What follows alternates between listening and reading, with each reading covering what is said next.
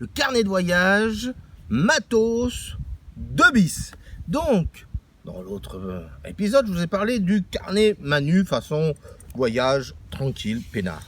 Hein.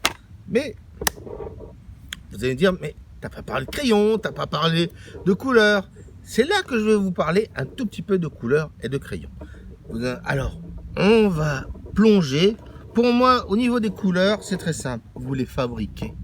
Si vous achetez, par exemple, des couleurs X ou Y, vous savez pas trop quoi en faire, et vous dites, oh là là là là, j'ai besoin de ceci, j'ai besoin de cela. Non, 5 couleurs, 6 éventuellement, vous pouvez quasiment tout faire. Il y a Karine derrière qui est toute triste, mais croyez-moi, on peut faire plein de choses. Donc, c'est pas pour faire la publicité pour le tabac, hein, mais vous pouvez vous fabriquer des petites palettes aussi sympatoches que ça, hein, voilà. D'autres, avec peut-être plus de couleurs, il n'y a pas de souci. Vous pouvez éventuellement, si franchement ça vous tente, de prendre la Manu Box, évidemment. Hein, donc vous la connaissez celle-là, hein, elle est là, elle existe. Karine fait une sale tête. Donc au niveau des couleurs, ça c'est déjà une chose. Aussi, après, vous avez au niveau des crayons. Alors crayon, toujours obligatoire, le graphite aquarelle en HB. Pourquoi le graphite aquarelle? Pour faire des croquis très rapides au départ. Un petit critérium ou un petit crayon normal en HB, c'est parfait.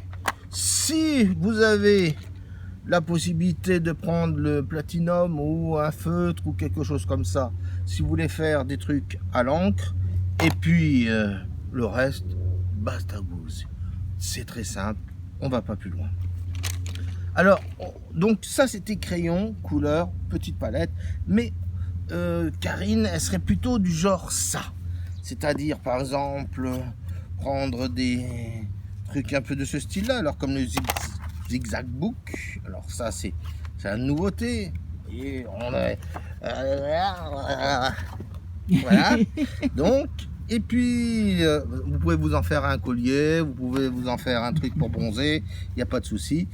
Le petit album que je vous ai conseillé, le Strathmore, hein, que moi j'adore. Après, il se peut qu'il y ait des choses qui changent. Il y a même chez Clairefontaine des trucs un peu plus gros. Voilà. Hein. Pourquoi pas? Ça, c'est encore une possibilité. Bon, je vais retirer le Zigzag Book parce que j'ai l'impression de raisonner. Et puis, ça, c'est... Je dis pas que c'est mal, je dis que c'est une autre façon de travailler. Donc, n'hésitez absolument pas à prendre selon la taille de votre sac, la taille que vous voulez que ça soit lourd ou pas. D'ailleurs, au propos de sac, je vous propose, regardez, je prends, c'est le sac à Karine. Et donc là, vous voyez, vous avez un sac, et là, il y a déjà, allez, oh, j'ai dit bien 2,5 kg de matos. Hein, alors, on ouvre. Alors, qu'est-ce que nous avons dans le sac à Karine? Je n'ouvre pas les sacs des fans d'habitude. Nous avons, un Strathmore, vous voyez, donc c'est bien. Nous avons, oh, un petit carnet, un petit sketchbook de chez René. Nous avons un ail de mule, des fois qu'elle n'en aurait pas assez. Nous avons une clé de voiture, donc on peut se balader.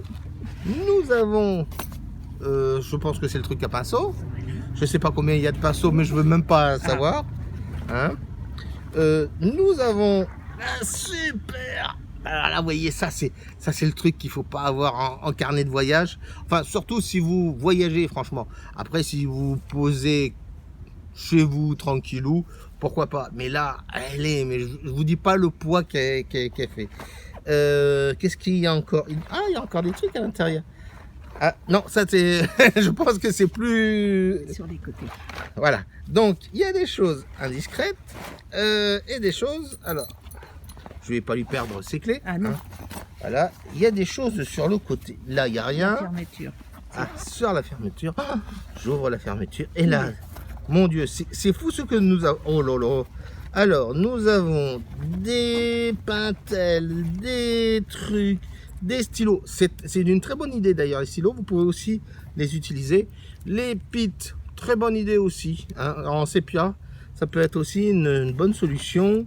Nous avons une super gomme. C'est vrai, j'avais oublié la gomme. Vous pouvez effectivement, mais si vous avez un critérium avec un bout de gomme, ça peut suffire éventuellement. Nous avons des feutres, oui, ça peut être aussi une utilité si vous en avez l'utilité. Mais voilà, qu'est-ce que nous avons? Oh, encore des feutres. Et ah, c'est très bien, elle a ça, je vous conseille d'en avoir toujours sur vous, ou ne serait-ce que un peu de mouchoir. Bref, vous voyez, c'est très gros, c'est très lourd, et c'est pas franchement du voyage, c'est du voyage, on va dire, organisé, plus maison, plus tranquille. Mais moi, ce que je vous conseille, c'est plus d'adapter votre matos à votre voyage. Si vous vous baladez, on va dire, dans des coins reculés et que vous préférez avoir 3 litres d'eau que 2 kilos de matos, hein, prenez plutôt l'eau. On est d'accord? Allez, on est d'accord.